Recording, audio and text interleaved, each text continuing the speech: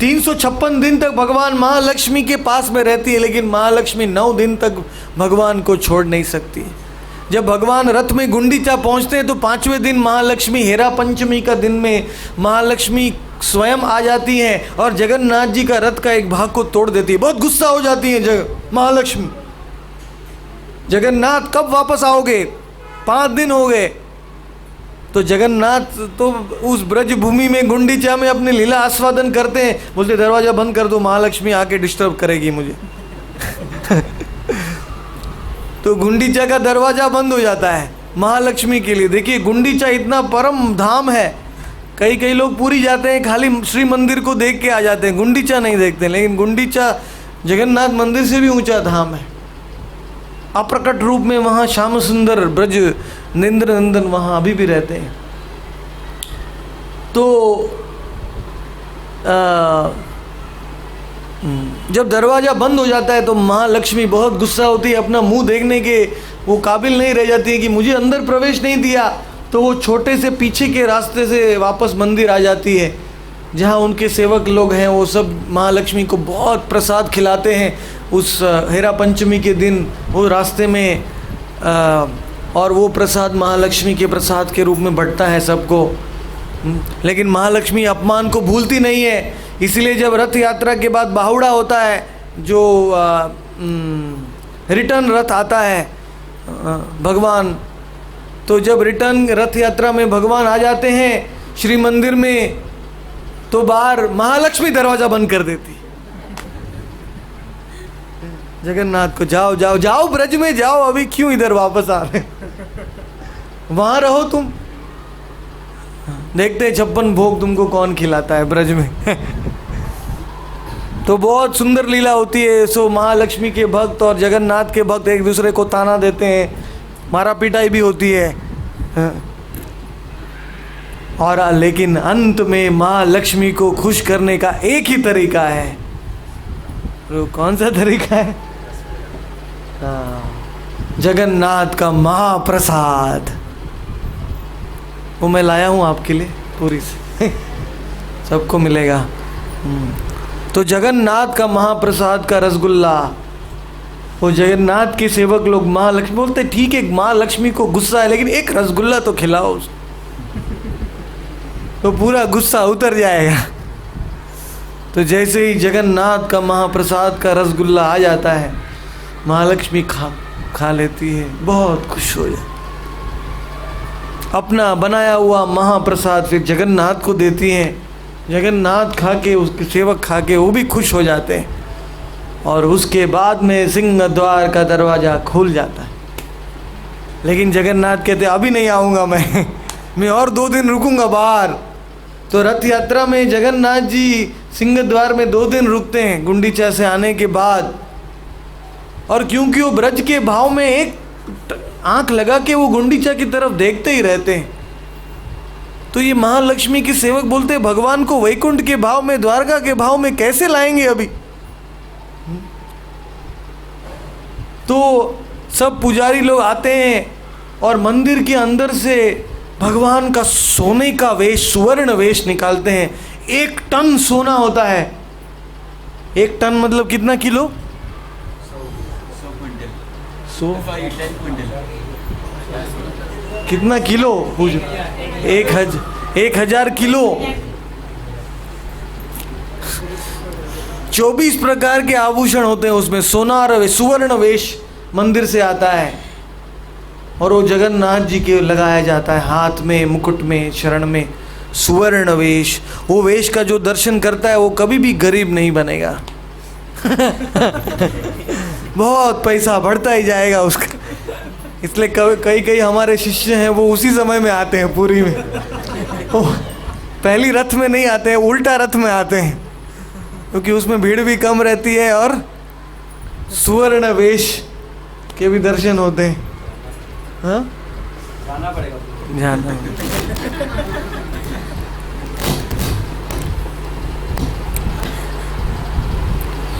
फिर आपका पैसे का प्रॉब्लम सॉल्व हो जाएगा। एक बार जगन्नाथ को सुवर्ण वेश में जो देख लेता है वो ऐश्वर्यवान बन जाता है। बल्कि उस समय में तो रथ के ऊपर भी चढ़ाते हैं पंडा लोग, सब भक्त लोग रथ के ऊपर आते हैं, मतलब मैं तो नहीं चढ़ता हूँ, लेकिन कई कई भक्त हैं जो बहुत दूर से आए हैं, वो सब रथ के ऊपर, उसको जो रथ के ऊपर चढ़ने का जो सीढ़ी रहता है उसको कहते हैं चार मार। क्या कहते हैं?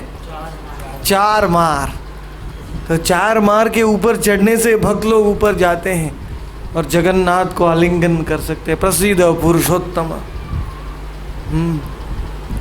ओ ये अवसर भगवान रिटर्न रथ यात्रा, मतलब ये बाहुड़ा में देते हैं, बाहर खड़ा रहते हैं और लक्ष्मी को और इंतज़ार कराते हैं। ये सुवर्ण वेश, लाखों लोग आते हैं, उसमें भी 5-7 लाख लोग आते हैं सुवर्ण वेश के समय में दर्शन करने के लिए। उसके पहले जब स्नान पूर्णिमा होती है 15 दिन पहले, तब भगवान गजपति वेश दिखाते हैं, अपना हाथी का वेश। एक गजपति नाम का एक भक्त था, वो गणपति का भक्त था, लेकिन सब भक्तों ने कहा तुम आओ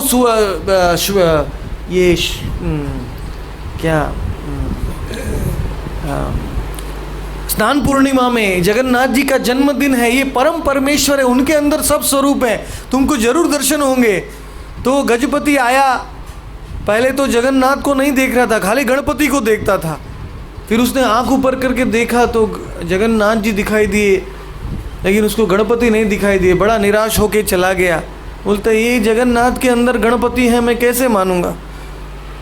तो जब निराश होके रो रहा था तो जगन्नाथ जी समझ गए, वो एक बूढ़े आदमी का वेश धारण करके जगन्नाथ गए, बोले जाओ जाओ वापस जाओ, अभी स्नान पूर्णिमा में मेरा स्नान हो गया, अभी जाके देखो, बराबर गौर से देखो क्या दिखाई देता है। तो वापस गया, तो जैसे उसने देखा तो जगन्नाथ जी की काली सूंड हो गई थी, पूरे हाथी बन गए थे जगन्नाथ, बलदेव की सफ़ेद सूंड हो गई थी।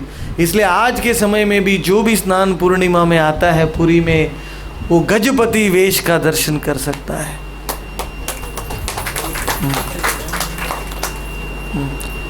जो हिंदू नहीं है उनके लिए सबसे दयामय लीला है स्नान पूर्णिमा, क्योंकि वो जगन्नाथ जी का स्नान साक्षात देख सकते हैं। जो हम वैष्णव गण हैं, जो कई कई देशों में उनका जन्म होता है, वो ही आरती उतारते हैं भगवान की, दहलाते हैं जगन्नाथ को। इतने देश विदेश से भक्त आके स्नान पूर्णिमा में भगवान की इतनी पूजा करते हैं, उनको एक ही बार ये अवसर मिलता है भगवान का दर्शन करने के लिए, और हमको तो बार बार दर्शन मिलता है, तो भी हम जगन्नाथपुरी नहीं जाते हैं। तो इसलिए ये रथ यात्रा का लीला मैंने आपको संक्षिप्त में समझाया है।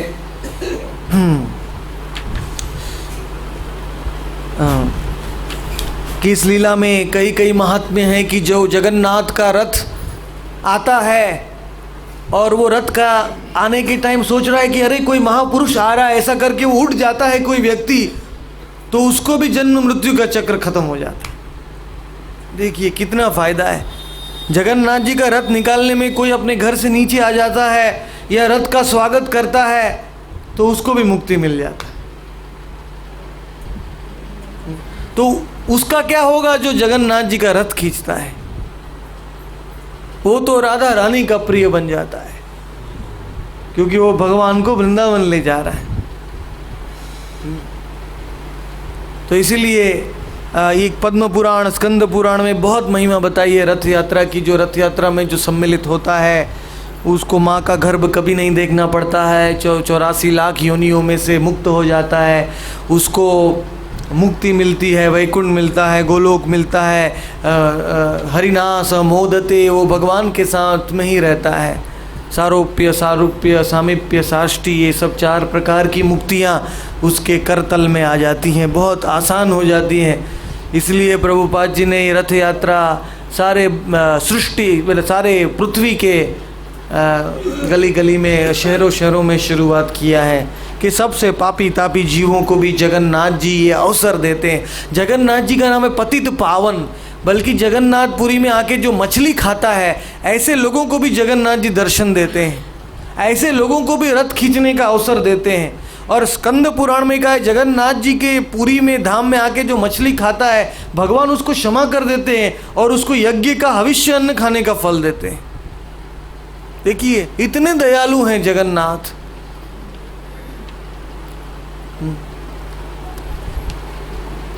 और सबसे उनकी दया की पराकाष्ठा होती है रथ यात्रा में। और रथ यात्रा में इतने सुंदर सुंदर रथ जब सजाए जाते हैं तब जगन्नाथ जी को मणिमा मणिमा मणिमा मणिमा नाम से बुलाया जाता है। मणिमा मतलब कितने महान पुरुष। जगन्नाथ जी बिल्कुल एक राजा, अनंत सृष्टि के राजा हैं, उसके बराबर लगते हैं। उड़ीसा के राजा पुरी का गजपति महाराज प्रताप रुद्र उस समय में था। अभी तो गजपति दिव्य सिंह देव उसका नाम है, वो भी आ जाता है। उसको कहते हैं चेरा पहनरा। चेरा पहनरा में वो क्या करता है, पहले तो रथ के ऊपर जाता है, वो सोने का आरती लेता है, उसमें 7 वो होती हैं आरतियाँ, और उस सोने की से जगन्नाथ जी की आरती करता है। फिर सुंदर सुगंधित द्रव्य को तीनों रथ के आजू बाजू में छिड़कता है जगन्नाथ जी के रथ के लिए। और फिर वो जगन्नाथ के रथ के बाहर झाड़ू लगाता, सोने का झाड़ू। तो ये संसार को ये दिखाता है कि जगन्नाथ के सामने कोई राजा नहीं है। सब राजा, सब बड़े बड़े मंत्री, सब बड़े बड़े पदवी धारण किए हुए लोग सब जगन्नाथ के दास हैं। जीवेर स्वरूप होए कृष्णेर नित्य दास, कृष्णेर तटस्था शक्ति भेदा भेद प्रकाश। इसीलिए जो भी कृष्ण का अंश है, दास है, उसको रथ यात्रा में निश्चित सम्मिलित होना चाहिए। इसलिए मेरी आप सबसे विनती है, कल ये अवसर लीजिए, पूरा लाभ उठाइए। रथ भी आ गया है, बड़े दूर से परिश्रम करके रथ को लाया गया है, और जगन्नाथ भगवान भी आ गए हैं। तो और रथ यात्रा में सम्मिलित हो जाइए और मन में राधा रानी के सेवकों के, दासियों सेवक बनने की इच्छा रखिए और कृष्ण को वृंदावन में ले जाइए रथ में बिठा के। और रथ के सामने जैसे गौरांग महाप्रभु नाचे थे वैसे तो हम नहीं नाच सकते हैं, लेकिन उनको स्मरण करते हुए हम नाच सकते हैं। गौरांग महाप्रभु ने 7 कीर्तन की पार्टियां बना दी हैं और हर कीर्तन की पार्टी में भगवान 7 स्वरूप धारण करके खुद नाच रहे हैं। जैसे रासलीला में हर गोपी के बीच में कृष्ण नाच रहे हैं, वैसे 7 पार्टी में हर एक पार्टी में गौरांग महाप्रभु नाच रहे हैं। एक पार्टी में 8 मृदंग है और 24 करताल है। कितने सुंदर कीर्तन हो रहा है। और गौरांग महाप्रभु जगन्नाथ जी का परीक्षा कर रहे हैं कि हे जगन्नाथ, तुम वृंदावन में वापस आ रहे हो, लेकिन क्या तुम राधा को याद करते हो क्या? ऐसे बोल के गौरांग महाप्रभु रथ के पीछे चले जाते हैं, रथ के आगे नहीं आते हैं कि क्या जगन्नाथ वृंदावन को याद करते हैं। तो जैसे ही गौरांग महाप्रभु रथ के पीछे चले जाते हैं तो जगन्नाथ जी इतने भारी हो जाते हैं कि रथ ही रुक जाता है। बोलते जब तक गौरांग चैतन्य महाप्रभु मेरे सामने नहीं नाचेंगे तब तक मैं भी आगे नहीं जाऊंगा, क्योंकि राधा के सिवा मैं भी वृंदावन नहीं जाना चाहता हूं। क्योंकि गौरांग महाप्रभु ये राधा के भाव में कृष्ण है, राधा भाव युक्त, गोरा रंग है उनका, राधा का भाव लेके आए। तो ये राधा और कृष्ण का कंपटीशन हो रहा है, ये रथ यात्रा की लीला है। कौन जीतता है? राधा और कृष्ण में कौन जीतता है? राधा रानी जीत जाती। भगवान रथ के ऊपर बैठे, उसका मतलब ही राधा रानी जीत गई है, क्योंकि भगवान वृंदावन में जाने के लिए तैयार हो गए। तो यही हमारे गौड़िया वैष्णव भक्तगण रथ यात्रा की आयोजन करते हैं, इसमें सम्मिलित होते हैं और गौरांग महाप्रभु की स्मरण करते हुए, जब गौरांग महाप्रभु के आंखों में से तो आंसू सिरिंज की तरह निकल रहे थे, पिचकारी होती है ना, वैसे 10-10 धाराओं के आंसू आजू बाजू में सबको भिगा दिया और ऐसे फूलझड़ी घुमाते हो ऐसे फास्ट वो नाच रहे थे भगवान रथ यात्रा के सामने। उन पूरे भूमि उल्टी हो रही थी, भूकंप हो रहा था रथ के सामने भगवान का नृत्य। और जगन्नाथ को लग रहा है कि साक्षात राधा रानी ही मेरा रथ खींच रही। बोलो जगन्नाथ रथ यात्रा की गौर निताई की हरि बोल का धन्यवाद।